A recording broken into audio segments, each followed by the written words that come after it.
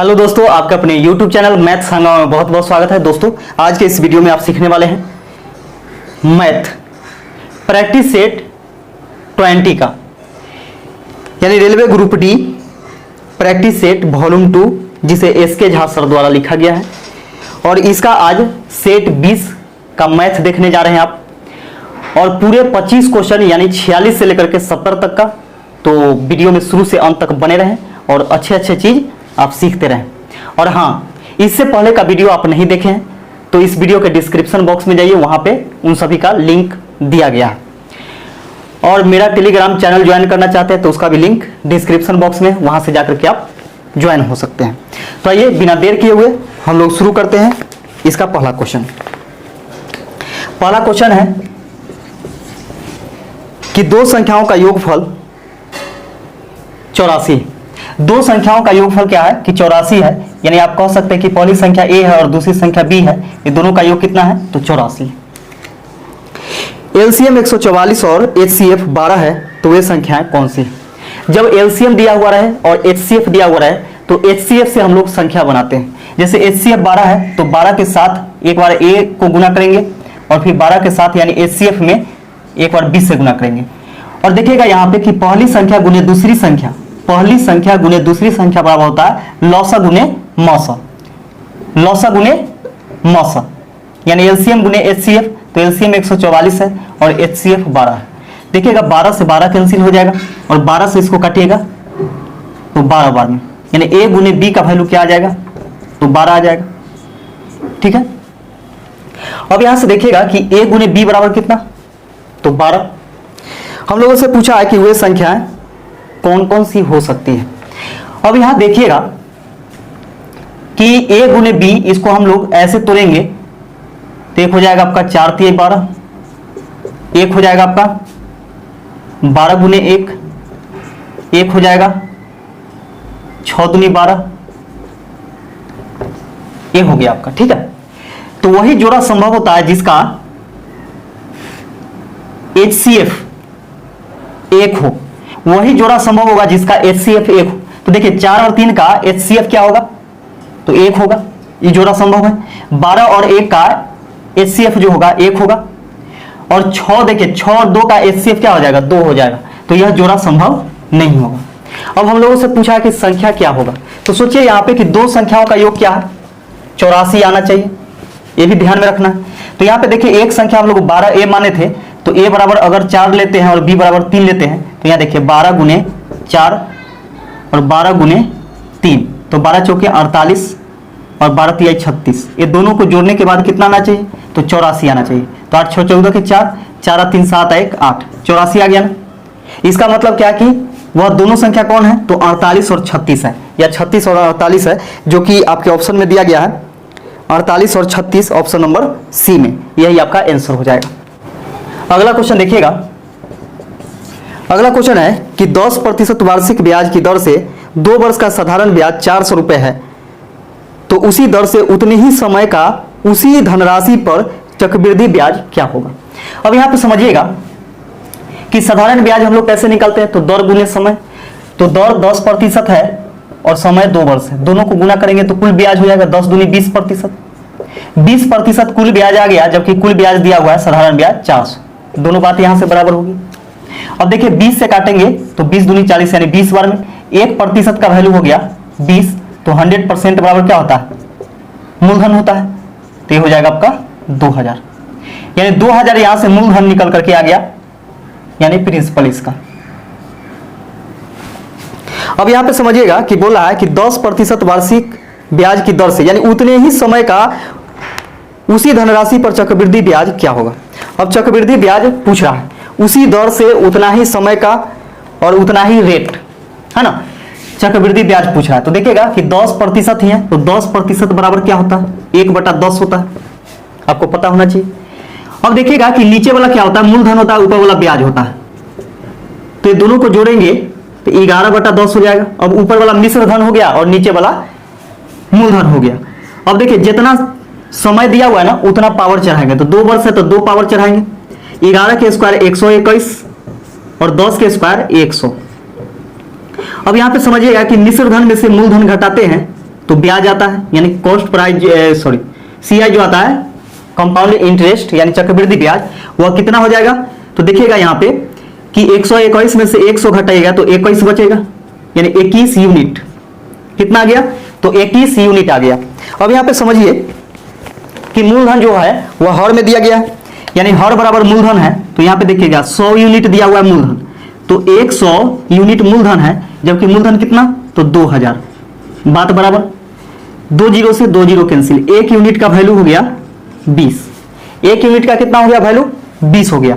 अब देखिएगा यहाँ पे हम लोग को निकालना कितना है? तो 21 यूनिट, 21 गुने 20, 21 दूनी 42, यानी 420 रुपया, यानी 420 रुपया इसका क्या निकल करके आ जाएगा? तो चक्रवृद्धि ब्याज निकल करके आ जाएगा और यही इसका आंसर हो जाएगा। अगला क्वेश्चन देखिएगा। अगला क्वेश्चन है कि एक व्यापारी किसी वस्तु का क्रय मूल्य से 10% अधिक अंकित करता है, यानी मार्केट प्राइस जो है वह कॉस्ट प्राइस से 10% अधिक अंकित करता है। तो देखिएगा 10% का वैल्यू क्या होता है? 1/10 होता है। तो सोचिए अगर कॉस्ट प्राइस 10 रुपया है तो 1 रुपया अधिक, यानी 11 रुपया अंकित करता है, 11 रुपया अंकित करता है। अब यहां पे समझिएगा, इस पर कुछ छूट देकर वह इसे बेचता है, यानी कुछ छूट देकर के क्या करता है कि बेचता है तथा 1% हानि उठाता है। वह इस पर कितना प्रतिशत छूट यानी बटा देता है? तो यहां पे देखिएगा कि छूट जब भी दिया जाता है तो मार्केट प्राइस पर दिया जाता है। तो मार्केट प्राइस कितना है? तो 11 रुपया है, 11 रुपया पर ही छूट मिलेगा। तो 11 गुने छूट मालूम नहीं कि कितना प्रतिशत है, ठीक है। तो कितना प्रतिशत छूट है ये चीज मालूम नहीं है। तो यहां पे क्या करना है आपको कि 11 का 100 माइनस x, छूट अगर पता ना हो तो क्या करते हैं कि 100 में से x घटाते हैं, अब बटा में 100, ठीक है। बराबर में देखिएगा कि जब लाभ होता है या फिर हानि होता है तो किस पर होता है? तो लाभ या हानि किस पर निर्भर करता है? तो कॉस्ट प्राइस पर। तो 1% हानि होता है, यानी 10 का 1% हानि होगा, इसका मतलब 99 बटा में 100। दोनों बात यहां से बराबर हो जाएगा, ठीक है। अब यहां से देखिएगा कि इसको काटेंगे तो 11 से 11 नमा 99, 100 से 100 कैंसिल हो गया, तो 100 माइनस x बराबर हो जाएगा 10 नमा 90, ठीक है। माइनस x को उधर भेज देते तो प्लस x हो जाएगा, 90 को इधर घटा देते तो 100 में से 90 घटाइएगा तो 10 बचेगा, यानी 10% छूट देकर के यह बेचा था और यही इसका आंसर हो जाएगा। अगला क्वेश्चन देखिएगा, बोला क्या कि नीरज की आयु सूरज की आयु से आधी है। नीरज है और सूरज है। बोला यहां पे क्या कि नीरज की आयु सूरज की आयु की आधी है। अगर सोच के देखिए कि सूरज की आयु हम अगर 2 वर्ष मान लेते हैं तो इसका आधा कितना हो जाएगा? तो 1 हो जाएगा।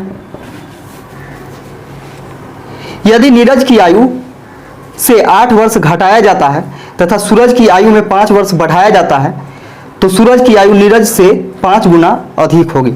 2 वर्ष पहले सूरज और नीरज की आयु डैश डैश थे। अब यहां पे समझिएगा कि मान के चलिए नीरज का और सूरज का यहां पे अनुपातिक आयु पता है। तो अनुपातिक आयु जब पता रहता है तो यह जो आंशिक रूप होता है इसमें हम लोग क्या करते हैं कि XYZ से कोई किसी से गुना कर देते हैं, 84 से, तो x हो जाएगा और इसका हो जाएगा 2x, ऐसे भी तो लिख सकते हैं। अब यहां कह रहा था क्या कि यदि नीरज की आयु से 10 वर्ष घटाया जाता है तो नीरज की आयु कितना है? तो x है और x में से 8 वर्ष घटाया जाता है और सूरज की आयु में 5 वर्ष बढ़ाया जाता है। अब देखिएगा सूरज की आयु में 5 वर्ष बढ़ाया जाता है तो 2x प्लस 5 हो जाएगा, ठीक है। तो बोला है क्या? तो सूरज की आयु नीरज से 5 गुना अधिक हो जाती है, यानी सूरज की आयु जो है नीरज की आयु से 5 गुना ये अधिक हो जाती है। तो सोचिए कि सूरज का आयु नीरज की आयु से 5 गुना अधिक हो गया तो दोनों को बराबर करने के लिए क्या करेंगे? तो नीरज में 5 से गुना कर देंगे तो दोनों बात यहां से बराबर हो जाएगा, है ना। तो यहां से हम लोग x का वैल्यू निकालेंगे। पहले x का वैल्यू निकालते हैं तो ये हो जाएगा आपका 5x माइनस 8 5 40 बराबर 2x प्लस 5। 40 इधर माइनस में उधर जाएगा तो प्लस में हो जाएगा, 2x उधर प्लस में इधर आएगा तो माइनस में, यानी 3x बराबर हो जाएगा 45। 3 से काटेंगे 15 बार में, x बराबर हो जाएगा 15। x का वैल्यू क्या आ गया? 15 आ गया। अब यहां पे देखिए कि नीरज का वर्तमान आयु कितना वर्ष? तो x है तो 15 वर्ष हो जाएगा, 15 वर्ष। और सूरज का आयु कितना हो जाएगा? 15 दूनी 30 वर्ष, 30 वर्ष, ठीक है। अब यहां से बोल रहा है क्या 2 वर्ष पहले सूरज और नीरज की आयु क्या थी। तो देखिएगा 2 वर्ष पहले, तो 2 वर्ष पहले बोलेगा तो यहाँ पे वर्तमान में मालूम है हम लोगों को क्या कि 30 वर्ष है, तो 2 वर्ष घटा देंगे दोनों में से, ठीक है। तो नीरज का कितना हो जाएगा 13 वर्ष हो जाएगा, और सूरज का कितना हो जाएगा तो 28 वर्ष हो जाएगा। हम लोगों से पूछा है कि सूरज का, यानी 2 वर्ष पहले सूरज का और नीरज का, सबसे पहले सूरज का दे दिया है और इसके बाद नीरज का, कब तो 2 वर्ष पहले, तो सूरज का 28 वर्ष और नीरज का 13 वर्ष, यह इसका आंसर हो जाएगा। अगला क्वेश्चन देखिएगा, इसे बोला क्या कि 56, 36 और 48 का HCF ज्ञात करें।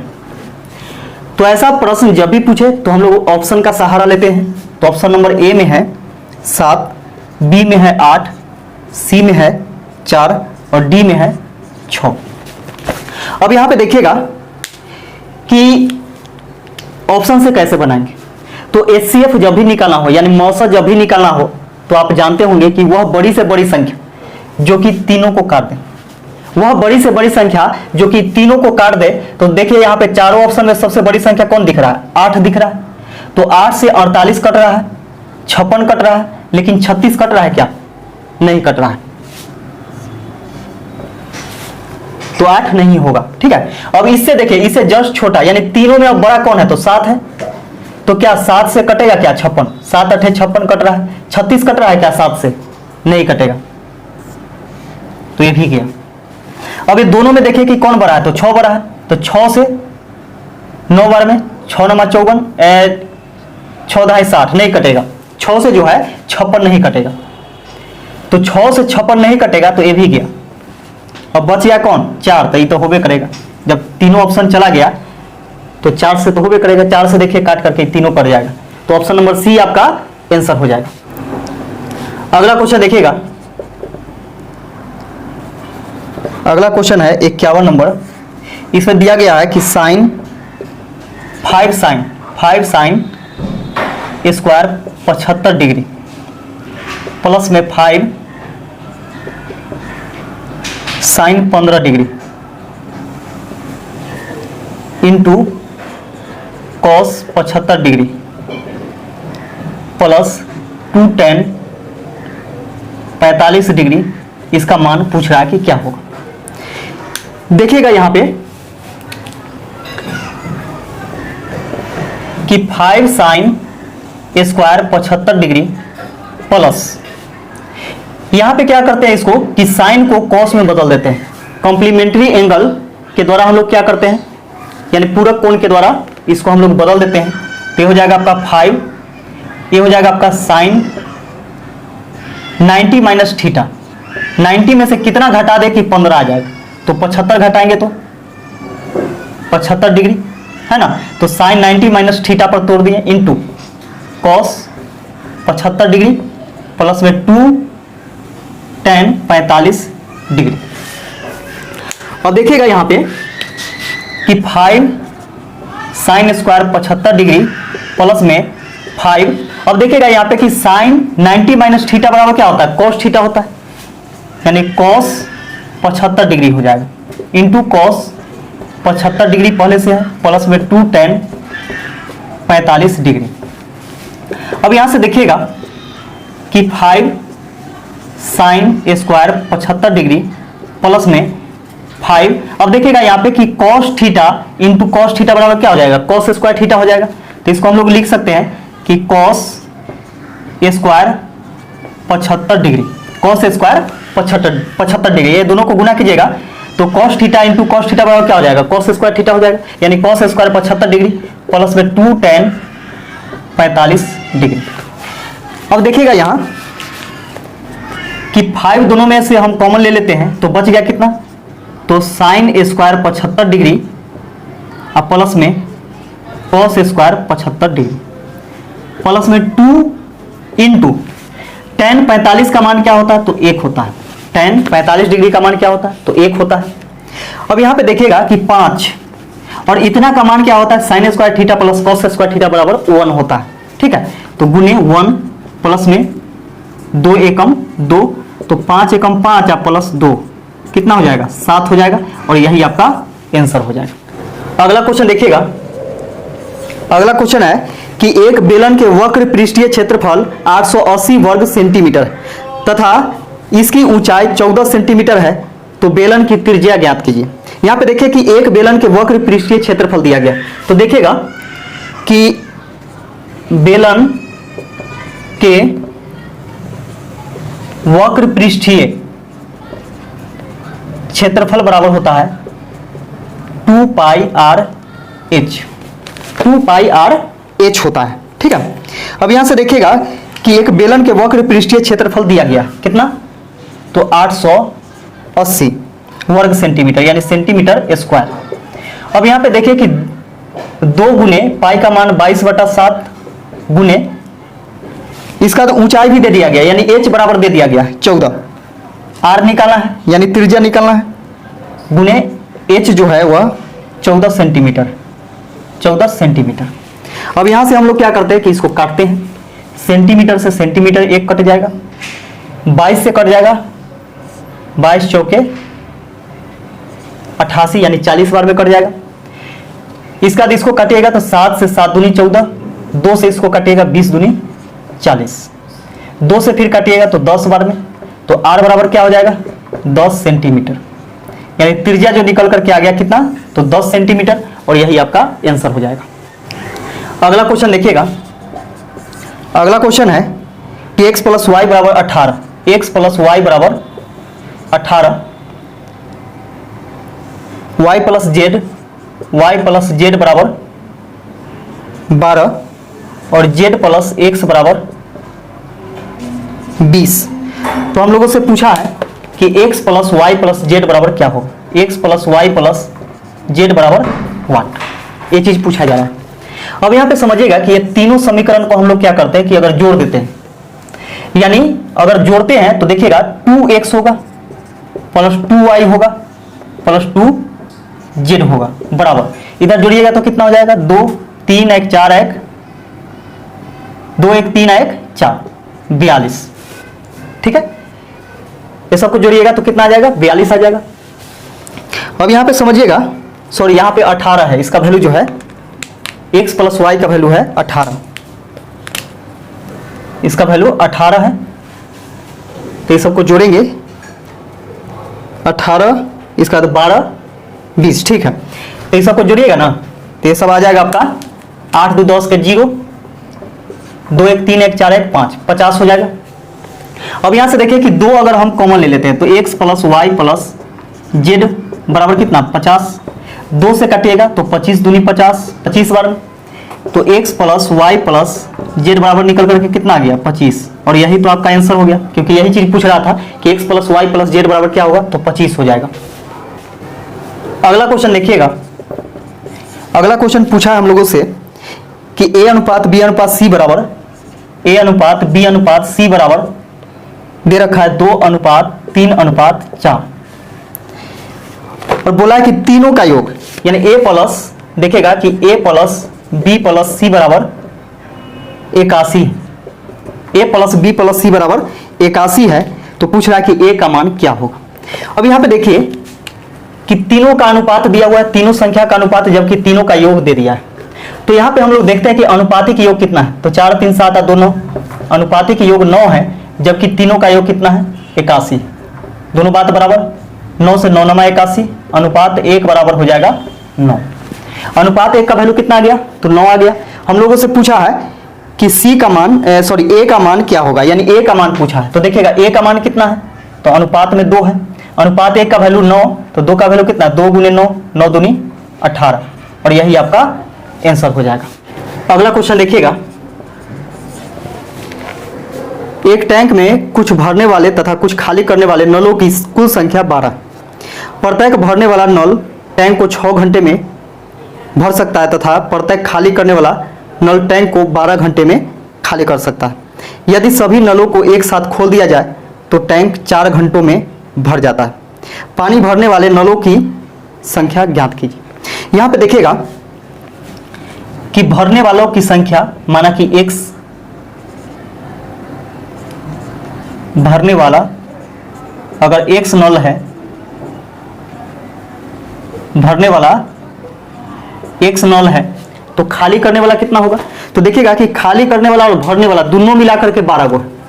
तो भरने वाला हम अगर x मान लिए हैं तो खाली करने वाला कितना हो जाएगा? खाली करने वाला टोटल 12 है, इसमें से भरने वाला घटा देते हैं तो खाली करने वाला बच जाएगा। अब यहां देखिएगा कि हम लोगों से बोला है कि प्रत्येक भरने वाला नल टैंक को 6 घंटे में भर सकता है। यानी भरने वाला जो नल है यानी x वह क्या करता है कि 6 घंटे में भर सकता है, जबकि प्रत्येक खाली करने वाला नल टैंक को 12 घंटे में खाली कर सकता है। तो खाली करने वाला कितना है? तो 12 माइनस x है और इसको लगता है 12 घंटा खाली करने में। दोनों का एलसीएम देखिए, एलसीएम कितना होगा? तो एलसीएम हो जाएगा कितना? 6 12 का एलसीएम 12 हो जाएगा। तो 6 दूनी 12, 12 एकम 12। यहां से आप कह सकते हैं कि प्रत्येक जो नल है, भरने वाला जो नल है, प्रत्येक नल क्या करता है, यानी भरने वाला जितना नल है, प्रत्येक नल नहीं, यानी जितना भी नल है वो सब क्या करता है कि प्रति घंटा 2 लीटर भरता है, जबकि जितना नल खाली करने वाला है प्रत्येक घंटा 1 लीटर खाली करता है। यहां माइनस लगा दीजिए, इससे पता चलेगा, और एक प्लस लगा दीजिए। तो भरने वाला खाली करने वाला। अब देखिए आगे क्या कर रहा है कि यदि सभी नलों को एक साथ खोल दिया जाए, सभी नल मतलब क्या? भरने वाला भी और खाली करने वाला भी खोल दिया जाए तो टैंक 4 घंटे में भर जाता है। पानी भरने वाले नलों की संख्या ज्ञात कीजिए। तो यहाँ पे देखिएगा कि x नल जो है वह भरने वाला है, तो भरने वाला है तो सोचिए कीजिए प्रत्येक घंटा कितना भरा रहा है? 2 लीटर भरा रहा है। तो ये सब मिलकर के कितना भरेगा 1 घंटा में? तो 2x भरेगा, है ना, 2x भरेगा। जबकि खाली कितना करेगा? तो इतना नल मिलकर के क्या कर रहा है कि प्रति घंटा 1 लीटर खाली कर रहा है। तो 1 से गुना करेंगे, 12 माइनस x में 1 से गुना करेंगे। अब सोचिए कि ये भरने वाला नल भरा और खाली करने वाला खाली कर रहा है, तो 1 घंटा में इतना भराएगा, लेकिन भराएगा कितना? तो देखिएगा टोटल जो है 12 घंटे यानी 12 लीटर का टंकी है। इसमें यदि हम 4 से भाग देते हैं तो प्रति घंटा कितना होगा? 3 लीटर। अरे समझ में, क्योंकि बोला कि 4 घंटों में क्या करता है कि जब पूरा भर देता है, तो हम लोग यहाँ से 1 घंटा का निकाल रहे हैं इस सब का, ठीक है। तो 1 घंटा के बराबर 1 घंटा। तो यहाँ पे देखिए कि ये भरने वाला भर रहा है जबकि खाली करने वाला खाली कर रहा है, अपना क्षमता से वो खाली करेगा। दोनों के बीच में जो अंतर होगा वह 1 घंटा का भराव कार्य होगा। तो 3 लीटर, 1 घंटा में 3 लीटर भर रहा है। अब देखिएगा यहाँ से कि 2x माइनस प्लस क्या हो जाएगा? -12 माइनस माइनस प्लस x, और 1 से गुना करेंगे तो कोई फर्क नहीं पड़ेगा, इसलिए 1 से गुना नहीं किए, बराबर 3। x इधर जोड़िएगा तो 3x बराबर माइनस में 12 है, उधर जाएगा तो प्लस में हो जाएगा, तो 12 3 15 हो जाएगा। 3 से काटेंगे 3 5 15, x बराबर क्या हो जाएगा? तो 5। यही चीज हम लोगों से पूछा था कि भरने वाला नल कितना है, तो x है, x माने थे, और x बराबर कितना निकल करके आ गया? 5। यानी 5 नल जो था वो भरने वाला था, और यही इसका आंसर हो जाएगा। अगला क्वेश्चन देखिएगा। अगला क्वेश्चन है क्या कि एक बर्तन में दूध और पानी 2 द्रव पदार्थ 7:5 के अनुपात में है। ध्यान से समझिएगा कि दूध और पानी का अनुपात दिया गया है। दूध और पानी का अनुपात 7:5 के अनुपात में। उस घोल में 9 लीटर मिश्रण निकालने के बाद उतना ही पानी भर दिया जाता है, तो दूध और पानी का अनुपात 1:1 हो जाता है। उस बर्तन में आरंभ में दूध की मात्रा कितना लीटर था? तो यहाँ पे समझिएगा कि मिश्रण निकाला जाता है। तो पहले देखिए, पहले जो था, पहले अनुपात इतना था, और घोल या मिश्रण निकालने के बाद, मिश्रण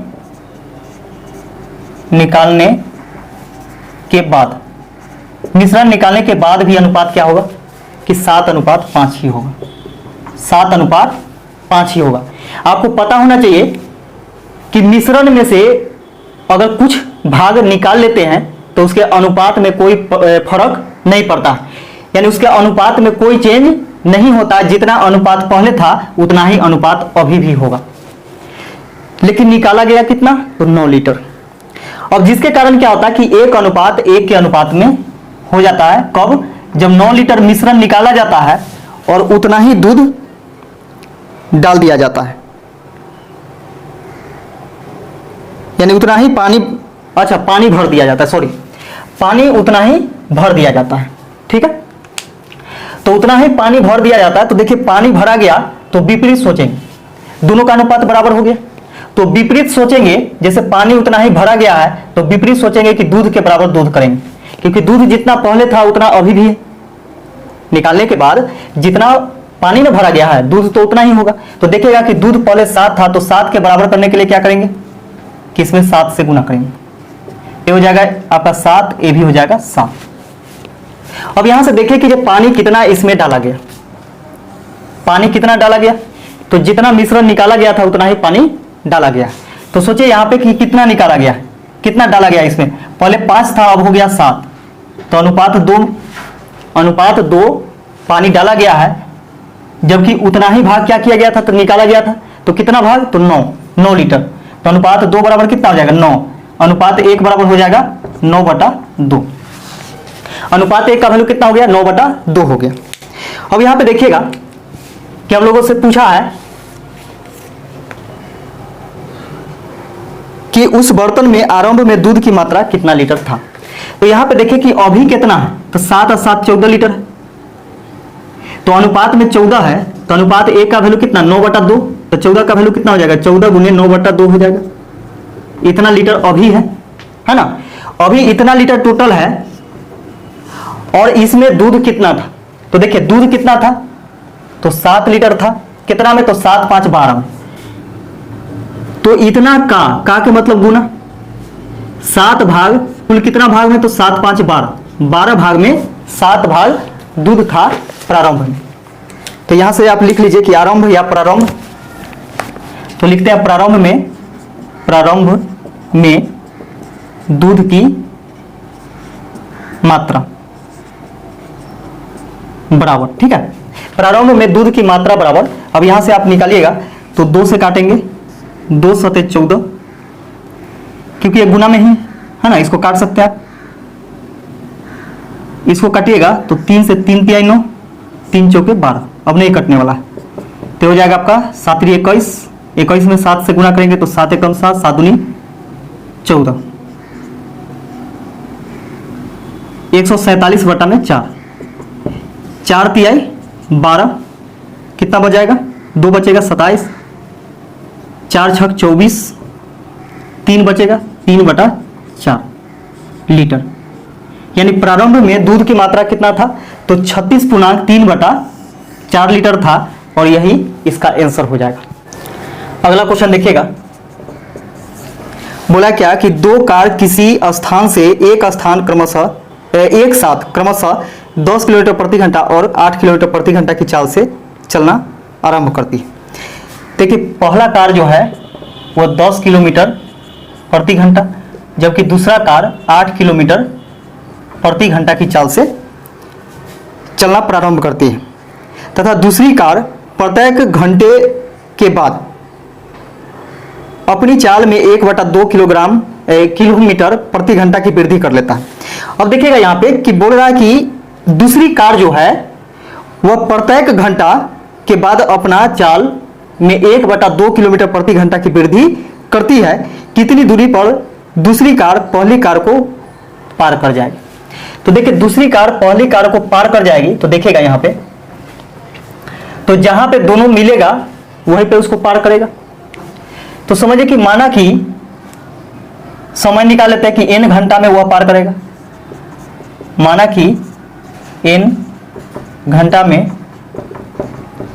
पार करेगी, n घंटा में पार करेगी। अब यहां से एक सूत्र लगाइएगा, जैसे माने चलिए कि n घंटा में पार करेगी, इसका मतलब पहला जो होगा n घंटा तक के गया होगा। तो 1 घंटा में 10 किलोमीटर जाता है, तो n घंटा में कितना 10 n किलोमीटर गया होगा, यानी कुल दूरी जो है इतना गया। जबकि यहां पे देखिए कि ये जो है प्रत्येक घंटा के अंत में आधा किलोमीटर प्रति घंटा की चाल को बढ़ा लेता है, फिर अगले बार भी ऐसे ही बढ़ाएगा, फिर अगले बार भी ऐसे ही बढ़ाएगा। यानी प्रत्येक घंटा के अंत में क्या करता है कि ½ किलोमीटर प्रति घंटा इसका चाल बढ़ जाता है ना। तो यहां पे देखिएगा कि ½ किलोमीटर प्रति घंटा अगर चाल बढ़ जाएगा तो यहाँ पे डी बराबर क्या हो जाएगा 1/2 हो जाएगा। और आप जानते होंगे कि ए से एन यानी कुल दूरी बराबर हम लोग इस पर बनाएंगे कि n/2 होता है इंटू 2a। तो 2a मतलब क्या, इसका 4, तो 2 × 8 प्लस n-1 इंटू डी कितना है, तो 1/2। दोनों का दूरी आपस में क्या हो गया, बराबर हो गया। तो सोचिए कि जहां पर दूरी बराबर होगा वही तो एक दूसरे को पार करेगा, है ना। तो यहां पे देखिएगा कि n से n कैंसिल हो जाएगा और ये 2 भाग में इधर आएगा तो गुना में, तो ये 20 हो गया। ये हो जाएगा आपका 8 × 16 प्लस n-1 इंटू 1/2। 16 इधर घटाते हैं तो कितना बचेगा, 4 बराबर n-1 इंटू 1/2। ये हो जाएगा आपका 4 दूनी 8 बराबर n-1, -1 है इधर आएगा तो +1, n बराबर हो जाएगा कितना, 9। अब यहां पे देखिए कि 9 घंटा के बाद वह पार कर जाएगी दूसरा, है ना। तो दूसरा जो है 9 घंटा के बाद अगर पार कर जाएगी तो कितना दूरी पर, तो जितना पहला चला होगा, तो इससे हम लोग निकाल सकते हैं, है ना। तो 10 गुने n का मान रखेंगे यहाँ पे 9, तो 10 × 90 किलोमीटर, यानी 90 किलोमीटर पर जाकर के दूसरा जो कार है वह पहले कार को पार कर जाएगा, कितना, तो 90 किलोमीटर, और यही इसका आंसर हो जाएगा। अगला क्वेश्चन देखिएगा। अगला क्वेश्चन है कि एक समबाहु त्रिभुज की भुजा 2√3 है। एक समबाहु त्रिभुज की भुजा 2√3 सेंटीमीटर हो तो उसकी परित्रिज्या ज्ञात कीजिए। तो देखिएगा कि समबाहु त्रिभुज की परित्रिज्या बराबर होता है, जब आपको भुजा मालूम हो तो इसका होता है सूत्र भुजा बटा में √3, भुजा बटा √3 होता है। तो भुजा हम लोग को दे दिया है कितना, 2√3 सेंटीमीटर, 2√3 सेंटीमीटर दे दिया गया है, और बटा में √3 से √3 कैंसिल हो जाएगा, यानी 2 सेंटीमीटर। तो समबाहु त्रिभुज की परित्रिज्या कितना हो जाएगा, तो 2 सेंटीमीटर, और यही इसका आंसर हो जाएगा। अगला क्वेश्चन देखिएगा। इसे बोला कि एक धनराशि के 1/2 भाग को 5% पर, 1/3 भाग को 8% पर और शेष को 10% वार्षिक साधारण ब्याज पर निवेश किया जाता है। यदि एक वर्ष में कुल साधारण ब्याज 1230 रुपये प्राप्त हो तो धनराशि ज्ञात कीजिए। तो माना कि धनराशि जो है 100%, धनराशि बराबर 100%।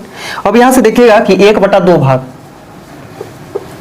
यानी उसी राशि का 1/2 भाग, तो यहाँ पे 100 से नहीं गुना करेंगे। देखिए कैसे निकालते हैं हम लोग, 1/2 भाग को 5% पर, तो हो जाएगा कितना, 5/2% हो जाएगा टोटल। इसका बाद बोला 1/3 भाग को 8%, तो हो जाएगा 8/3%, और शेष को 10% वार्षिक साधारण ब्याज पर निवेश करता है। तो शेष कितना बच जाएगा, तो देखिएगा 1/2 प्लस 1/3, तो लगा दिया, एलसीएम हो जाएगा 3 दूनी 6, 3 एकम 3, 2 एकम 2, 3 2 5, 5/6। तो सोचे कि 6 भाग में 5 भाग लगा चुका है, तो बच जाएगा कितना, 1/6, और इसका 10%, ये हो जाएगा 10 बटा में, यानी 10%, 10/6%। तो कुल ब्याज कितना आ जाएगा यहाँ से, तो देखिए इस सबको जोड़ेंगे तो 5/2 प्लस 3/8, 8/3, 8/3 प्लस 10/6, इतना प्रतिशत ब्याज आ गया। इसको जोड़िए, एलसीएम हो जाएगा 6, 2 तिया 6, 3 बार में 5 तिया 15, प्लस 3 दूनी 6, 8 दूनी 16, प्लस 6 एकम 6, 10 हो जाएगा, इतना प्रतिशत। ये हो जाएगा 6, 5 11, 1 2 3, 3 1 4, 41/6%, इतना ब्याज हो गया। ठीक है, तो देखिएगा कि 41/6% ब्याज है, जबकि ब्याज दिया गया है कितना, तो 1230 रुपया, 1230 रुपया, दोनों बात बराबर। देखिए प्रतिशत में ब्याज इतना आया, लेकिन आया कितना है, कितना 1230 रुपया। अब यहां से काटिए, 41 से काटेंगे तो 30 बार में कट जाएगा। जैसे देखिए 3 एकम 3, 4 तिया 12 है ना, तो 1% बराबर हो जाएगा 36 18 यानी 180। 1% का वैल्यू हम लोग को 180 निकल गया है। तो बोला है क्या कि धनराशि ज्ञात करें, तो धनराशि हम लोग कितना माने थे, तो 100%। तो 1% बराबर 180, तो 100% बराबर कितना हो जाएगा, 180 पर डबल जीरो हो जाएगा, यानी 18,000 रुपया उसका धनराशि था और यही इसका आंसर हो जाएगा। अगला क्वेश्चन देखिएगा। अगला क्वेश्चन है कि एक वस्तु को 15% लाभ पर बेचा जाता है, यदि उसे 36 रुपये अधिक में बेचा जाता तो 18% लाभ होता। वस्तु का क्रय मूल्य ज्ञात कीजिए। तो देखिएगा क्रय मूल्य जो होता है वह 100% होता है ना। अब यहां देखिएगा कि 15% लाभ दिया हुआ है और बोला है कि 18% पर बेचा जाता है, यानी पहले 15% लाभ पर बेचा जा रहा है। अब बोला कि अगर 18% लाभ पर बेचा जाता तो 36 रुपए अधिक प्राप्त होता। तो सोचिएगा कि ये यहाँ पे दोनों के बीच में कितना का अंतर है, दोनों लाभ है तो दोनों घट जाएगा, यानी 3% का अंतर है। इसका मतलब क्या कि 3% अधिक मिलता, लेकिन मिल रहा है कितना, तो 36 रुपया, दोनों बात बराबर। यहां से हम लोग क्या करते हैं कि 3 से काटते हैं तो 12 तिया 36, 1% का वैल्यू हो गया 12। तो हम लोगों से पूछा है वस्तु का क्रय मूल्य ज्ञात कीजिए। तो वस्तु का क्रय मूल्य कितना, 100%, 1% बराबर 12, तो 100% बराबर हो जाएगा 12 गुने 100 यानी 1200। यही इसका आंसर हो जाएगा। अगला क्वेश्चन देखिएगा।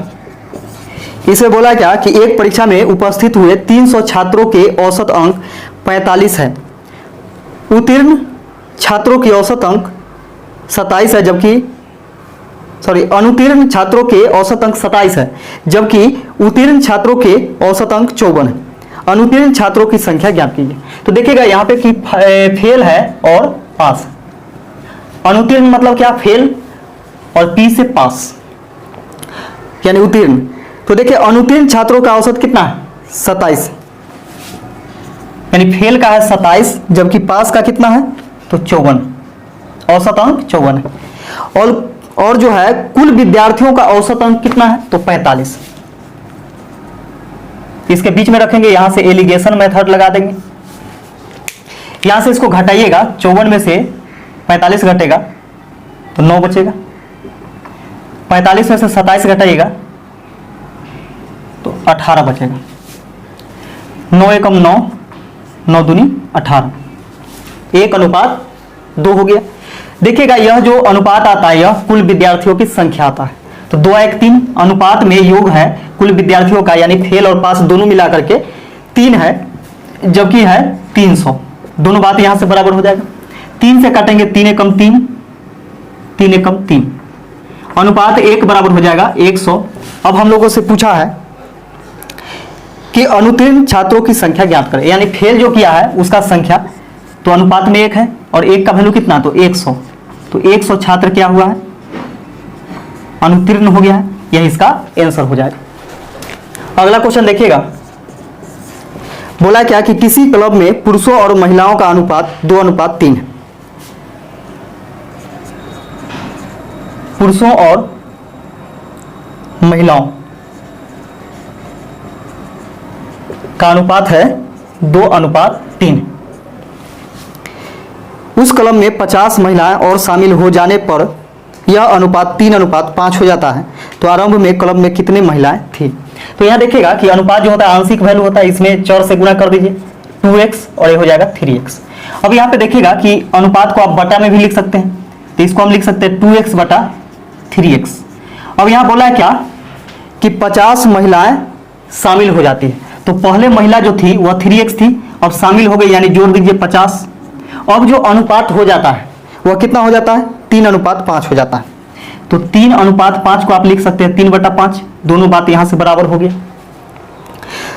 तो आरंभ में क्लब में कितनी महिलाएं थी, तो आरंभ में तो 3x थी महिला।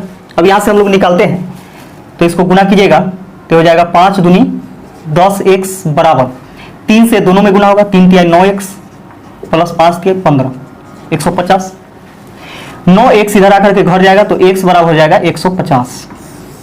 x का वैल्यू निकल गया 150। तो हम लोगों से पूछा है कि प्रारंभ में महिलाओं की संख्या कितना था, तो प्रारंभ में महिलाओं की संख्या तो यही 3x था, तो 3 गुने x का मान रखेंगे 150, 15 तिया 45 यानी 450। तो प्रारंभ में महिलाओं की संख्या क्लब में कितना था, तो 450, और यही इसका आंसर हो जाएगा। अगला क्वेश्चन देखिएगा। अगला क्वेश्चन है कि गंगा तथा सरस्वती अलग अलग किसी खेत की कटाई क्रमशः 8 तथा 12 घंटे में पूरा कर सकती है। जी से गंगा कर देते हैं और एस से सरस्वती कर देते हैं। तो गंगा जो है वह खेत की कटाई 8 घंटे में, यानी गंगा अकेले काम करती है तो 8 घंटा में खेत की कटाई कर देती है, जबकि सरस्वती 12 घंटे लगाती है, 12 घंटे में पूरा खेत की कटाई कर देती है। यदि गंगा द्वारा पूर्वाह्न 9 बजे कटाई आरंभ करते हुए बारी बारी से 1 घंटे के समयावधि में कार्य करे तो पूरी कटाई का कार्य कब पूरा हो जाएगा। तो यहाँ पे देखिएगा 8 और 12 का हम लोग एलसीएम निकालेंगे तो यहाँ से पता चल जाएगा कि टोटल वर्क कितना है। तो 8 और 12 का एलसीएम लेंगे तो 24 हो जाएगा, 8 3 24, 12 दूनी 24। आप ये भी कह सकते हैं कि एलसीएम बराबर टोटल वर्क होता है, तो आप कह सकते हैं क्या कि टोटल 24 कट्ठा खेत है ना काटने का, जिसमें गंगा का क्षमता जो है प्रत्येक घंटा 3 कट्ठा खेत काटती है, जबकि सरस्वती प्रत्येक घंटा 2 कट्ठा खेत की कटाई करती है ना। अब यहां पे बोल रहा है क्या कि गंगा प्रारंभ करती है, गंगा द्वारा पूर्वाह्न 9 बजे, यानी सुबह में 9 बजे कटाई प्रारंभ करती है। कौन? गंगा 9 बजे सुबह में, सुबह में 9 बजे कौन? तो गंगा प्रारंभ कर देती है और एक एक घंटा बारी बारी से काम करती है। इसका मतलब क्या है कि पहले जब गंगा काम करेगी तो 1 घंटा में 3 कट्ठा काटेगी, अब गंगा आराम करेगी। कौन आएगी? सरस्वती। फिर यह 1 घंटा काम करेगी और 2 कट्ठा काट करके चली जाएगी। अब यहाँ पे देखते हैं हम लोग क्या कि दोनों को जोड़ते हैं, 1 घंटा गंगा काम की और 1 घंटा सरस्वती, तो दोनों मिलाकर के कितना? तो 2 घंटा, 2 घंटा, और 2 घंटा में कितना कटाई हुआ? तो 3 और 2 5 कट्ठा, 5 कटाई हुआ है ना। अब यहाँ पे देखिए कि 5 में हम कितना से गुना कर दें, 5 में हम लोग कितना से गुना कर दें कि 24, या तो 24 पूर जाना चाहिए नहीं तो 24 से थोड़ा बहुत कम होना चाहिए। तो इसमें हम लोग मान के चलिए 5 से गुना करते हैं तो ज़्यादा हो जाएगा, 50 25 ज़्यादा हो जाएगा, तो 4 से गुना करेंगे, तो 4 से इसमें भी गुना करना होगा, 4 से इसमें भी, तो 4 दूनी 8 घंटा में कटाई कितना हो जाएगा? तो 5 चौके 20 कट्ठा, 8 घंटा में कितना? तो 20 कट्ठा। अब बच गया कितना? तो 4 कट्ठा और बच गया, 20 कट्ठा तो हो गया, 4 कट्ठा और बच गया। तो 9वां घंटा जो आएगा, 9वां घंटा कौन काम करेगी? गंगा। गंगा 9वां घंटा काम करेगी और 3 कट्ठा फिर काट देगी, तो कितना हो जाएगा? 23 कट्ठा हो जाएगा, 23 कट्ठा कटा गया। अब गंगा आराम करेगी, इसका काम हो गया। अब सोचिए कि अब काम कितना बच गया, तो 24 में से 23 हो गया है, 1 कट्ठा ही बचा हुआ, जबकि 1 घंटा में सरस्वती क्या करती है कि 2 कट्ठा काटती है। तो 1 घंटा में 2 कट्ठा काटती है, जबकि 1 कट्ठा ही बचा हुआ है, तो इसको आधा घंटा ही लगेगा। ऐसे भी देखिए आप, तो यहां पे क्या कीजिएगा कि 9 पूर्णांक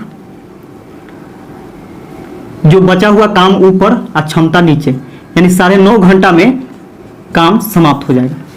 यानी लास्ट में जो सरस्वती आएगी वो आधा घंटा ही काम करेगी, क्योंकि देखिए 1 कट्ठा ही बचा हुआ है और 1 घंटा में यह 2 कट्ठा काटती है, तो 1 घंटा 1 कट्ठा काटने में कितना समय लगाएगी? आधा घंटा, है ना। यानी 9.5 घंटा में यह काम कर देगी। अब यहाँ पे देखिएगा कि यहाँ हम लोग देखते हैं कि 9 बजे काम शुरू हुआ था और अगले 9.5 घंटा में काम पूरा हो गया। तो यहाँ से देखिए कि 9 और 3 12 बजने के बाद क्या होता है? तो सुबह में है यानी पूर्वाह्न है, तो अपराह्न हो जाएगा 12 बजे के बाद। तो 9 और 3 12, जैसे इसमें से 3 घंटा हम ले लेते हैं तो 12 बज जाएगा दोपहर, है ना। 12 बजे के बाद इधर कितना बच रहा है? तो 6 बच रहा है, 6.5 घंटा, है ना। 9 घंटा 9.5 घंटा में से 3 घंटा इधर ले लिए तो 12 बज गया, है ना। तो उधर कितना बच गया? 6.5, यानी 6:30 मिनट, यानी 6:30 यानी इतना बजे पूर्वाह्न में या अपराह्न हो जाएगा ना, अपराह्न में यह पूरा कार्य समाप्त हो जाएगा। कितना बजे? तो 6:30 30 मिनट पर। यह इसका आंसर हो जाएगा। अगला क्वेश्चन देखिएगा, इसे बोला क्या कि एक आदमी अपनी मूल गति के 3/4 पर चलता है, अपने गंतव्य स्थान पर सामान्य समय से 20 मिनट देरी से पहुंचा, उसका सामान्य समय क्या था। तो यहां पे देखिएगा कि 3/4 का मतलब होता है, 3/4 का मतलब कि मूल मान या मूल समय या मूल चाल, ठीक है। तो इसका मूल चाल जो था 4 किलोमीटर प्रति घंटा मान लीजिए, जबकि चला 3 किलोमीटर प्रति घंटा, यानी मूल चाल से नहीं चला है, अपने चाल का 3/4 की गति से चलता है। इसका मतलब क्या है कि 4 किलोमीटर से चलना चाहिए, क्योंकि हर जो होता है हमेशा मूल मान होता है, यह जो होता है मूल मान होता है, और उपवला जो होता है रिजल्ट होता है, यानी परिणाम होता है।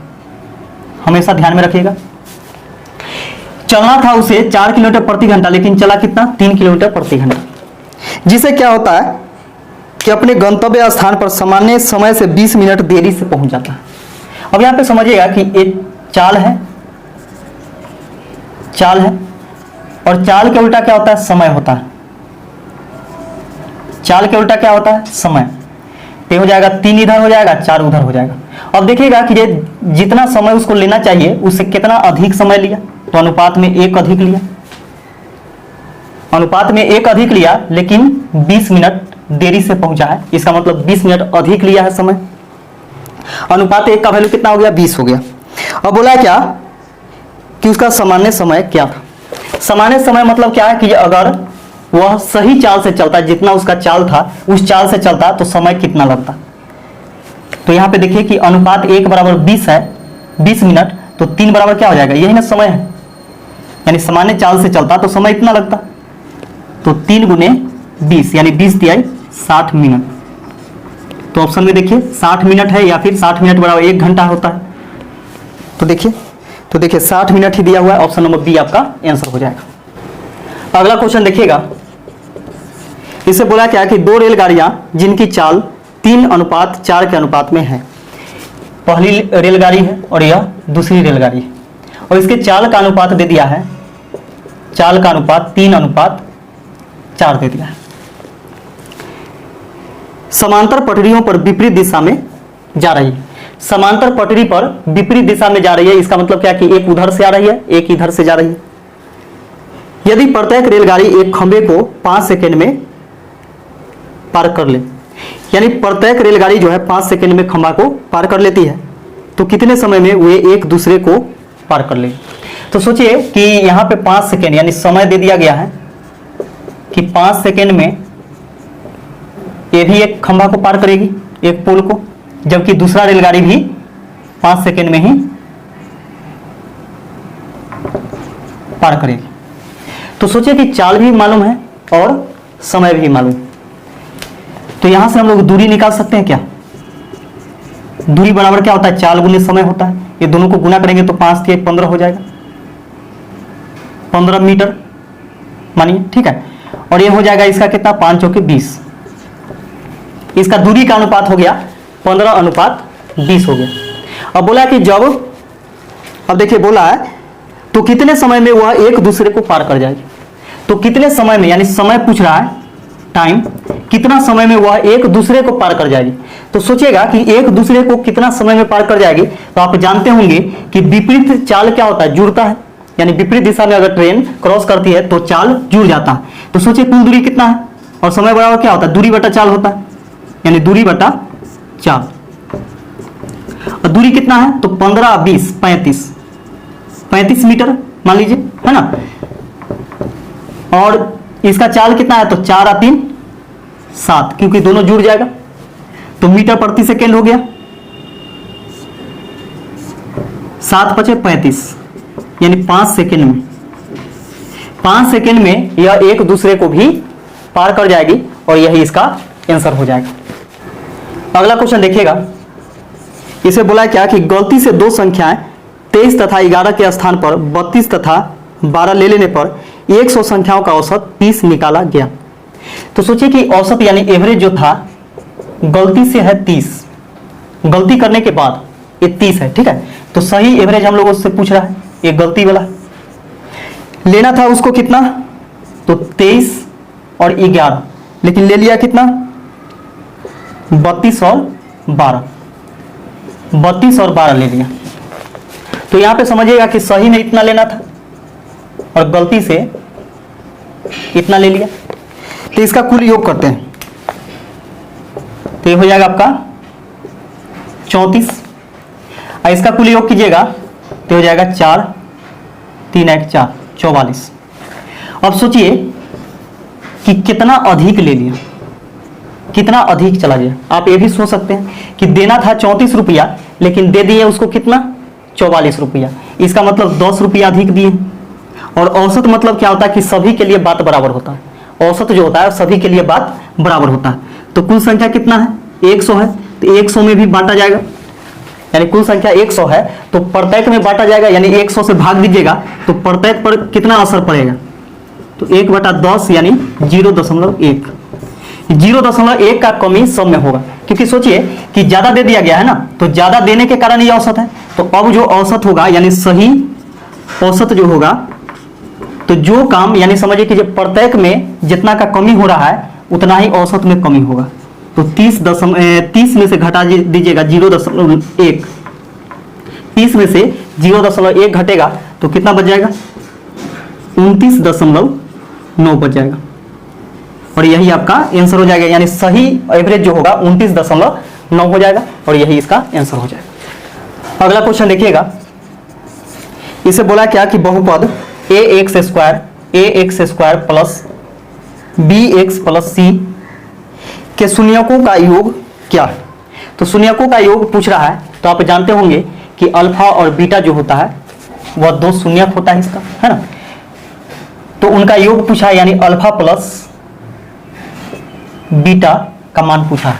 और आप जानते होंगे कि अल्फा प्लस बीटा बराबर क्या होता है -b/a होता है। तो देखिए -b/ क्या हो जाएगा a हो जाएगा, और यही आपका आंसर हो जाएगा कि शून्यकों का योग कितना, तो -b/a, और यही इसका आंसर हो जाएगा। अगला देखिएगा क्वेश्चन, बोला कि 3 क्रमागत प्राकृतिक संख्याओं के वर्गों का योग 2030 है, इनके बीच वाली संख्या कौन सी है। तो देखिएगा यहाँ पे 3 क्रमागत प्राकृतिक संख्या के वर्गों का योग, तो 3 क्रमागत प्राकृतिक संख्या कौन होता है, तो x होता है, x + 1 होता है, x + 2 होता है, और इसके वर्गों का योग दिया हुआ है, इसके वर्गों का योग दिया हुआ है 2030। तो इस प्रकार यदि बनाइएगा तो लॉन्ग प्रोसेस जाएगा, यानी लंबा चला जाएगा, और जल्दी से आपका आंसर नहीं आएगा। तो हम लोग यहाँ पे क्या करेंगे कि ऑप्शन का सहारा लेंगे जल्दी बनाने के लिए। तो सीखिएगा कि ऑप्शन से कैसे हम लोग निकालेंगे। ऑप्शन नंबर ए में है, ऑप्शन नंबर ए में दिया गया 25, बी में देखिए बी में है 26, सी में 27 और डी में 28। इसको समझिएगा कि हम लोगों से पूछा है क्या, बीच वाली संख्या। तो जो पूछता है वही ऑप्शन में होता है। तो बीच वाली संख्या दिया हुआ है, बीच वाली संख्या दिया हुआ है, इसका मतलब इससे एक पहले होगा एक बाद होगा, क्योंकि देखिए दो लगातार प्राकृतिक संख्या या लगातार प्राकृतिक संख्या के बीच में एक एक का अंतर होता है। इसका मतलब बीच वाला संख्या है और 3 संख्या है, तो इससे पहले एक होगा 24 होगा, और इसके बाद एक होगा 26 होगा। अब इसका हम लोग स्क्वायर करेंगे, तो स्क्वायर भी करने का जरूरत आपको ज्यादा नहीं है। यहाँ पे क्या करते हैं कि 24 के स्क्वायर ना करके 4 के स्क्वायर करते हैं, तो 16 के 6 इकाई अंक लीजिए सिर्फ, ठीक है। इकाई अंक लेते हैं तो 6 आ जाएगा, 5 के स्क्वायर 25 के 5, और 6 के स्क्वायर 36 के 6। अब यहाँ से देखिएगा कि सब कुछ जोड़ते हैं, तो 6 6 12 और 5 17, 17 के यहाँ पे इकाई स्थान पे 7 आना चाहिए, जबकि 0 है। इसका मतलब क्या है कि ऑप्शन नंबर ए हमारा गलत हो जाएगा। इसका देखिएगा कि 26 लेते हैं तो 26 हो जाएगा, इससे पहले क्या होगा 25 होगा, और इसके बाद 27 हो जाएगा। ये 3 संख्या हो जाएगा क्योंकि बीच का संख्या दिया हुआ है। 5 के स्क्वायर 25 के 5, 6 के स्क्वायर 36 के 6, 7 के स्क्वायर 49 के 9। अब इस सबको जोड़ेंगे तो 9 5 14 6 20 के 0 0 आ रहा है, इसको अभी रहने दीजिए, ठीक है। आगे भी देखते हैं इससे, तो हो जाएगा 27, इससे पहले 26 और इसके बाद 28। तो 26 यानी 6 के स्क्वायर 36 के 6, 7 7 49 के 9, है ना, 8 8 64 के 4। इस सबको जोड़ेंगे तो 9 और 6 15, 15 4 19, 19 के 9 आ रहा है, जबकि 0 आना चाहिए, तो ऑप्शन नंबर सी नहीं होगा। इसका देखिएगा कि 28 लेते हैं तो 28 हो गया, इससे पहले 27 हो जाएगा और इसके बाद 29 हो जाएगा, है ना।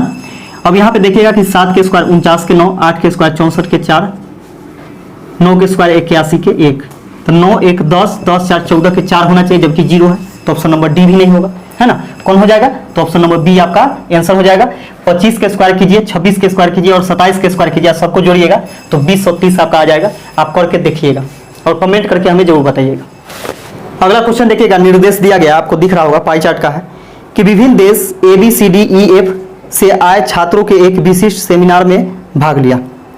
पाई चार्ट यह दर्शाता है कि 6 प्रतिभागी देशों में से प्रत्येक में कितने छात्र आए।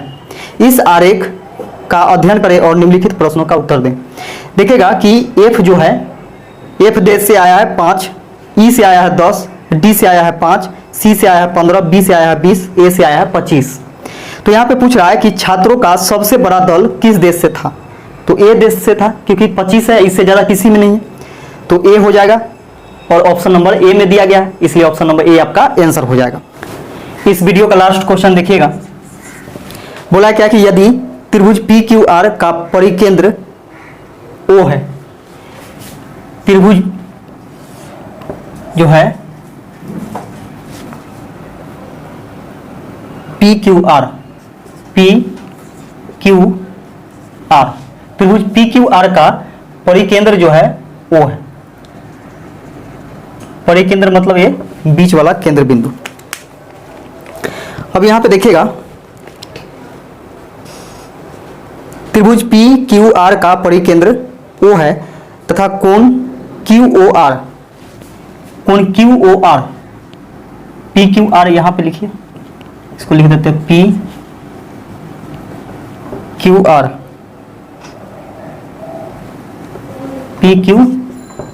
कर दीजिए इसको, ठीक है। अब यहां पे देखिएगा कि बोला है कि कोण QOR यानी QOR बराबर दे दिया है 40 डिग्री। तो पूछा है क्या कि कोण QPR यानी इसका वैल्यू पूछा है, यानी इसका वैल्यू पूछा है कि क्या होगा, इसका वैल्यू पूछा है। तो देखिएगा कि कोण QPR बराबर होता है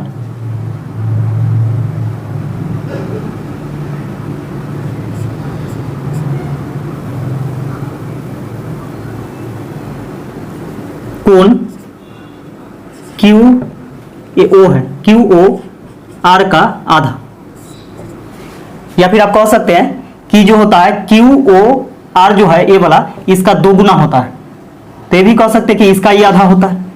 तो यहां से रखेंगे QOR यानी कोण QOR का वैल्यू रखेंगे कितना 40 डिग्री का आधा कर देंगे, कितना हो जाएगा 20 हो जाएगा, और 20 डिग्री आपका आंसर हो जाएगा, यानी कोण QPR बराबर कितना हो जाएगा, तो 20 डिग्री, और यही इसका आंसर हो जाएगा।